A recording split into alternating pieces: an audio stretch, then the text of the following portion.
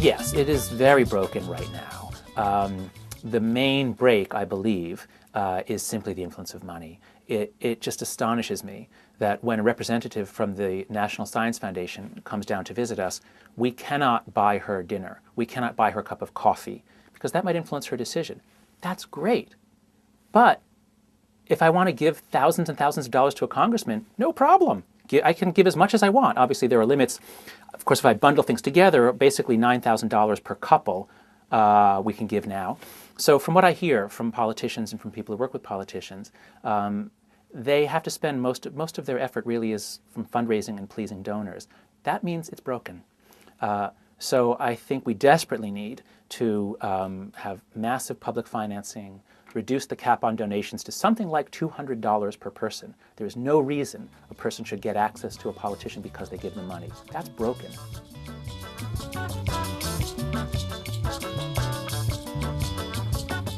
No, people who are on the extremes pretty much can't be changed. There's not much hope for them. The trick is to run a society in which they have as little voice as possible. And right now, because of the free market that we have in entertainment and television, and I'm not advocating censorship, but because the extremes are more entertaining, we do have, we have Fox News on the one hand, and the religious right also on that side, and we have people like, without naming names, we have the angry new atheists who write these slash and burn books.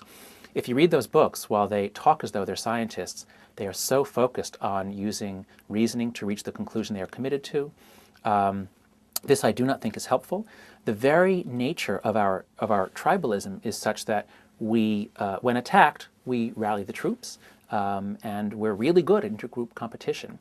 So the trick for the future is to find ways to recreate what used to be called the vital center, a place where people find the joy of learning from both sides. People who are on the extremes, that's psychologically not possible for them.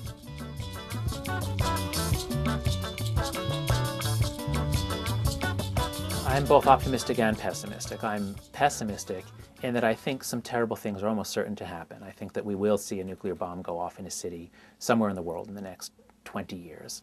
And then how we react to that could be terrible as well.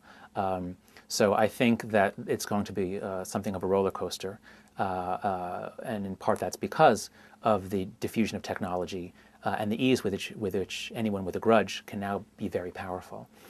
So I'm pessimistic in terms of there being likely to be some terrible, terrible things that will happen.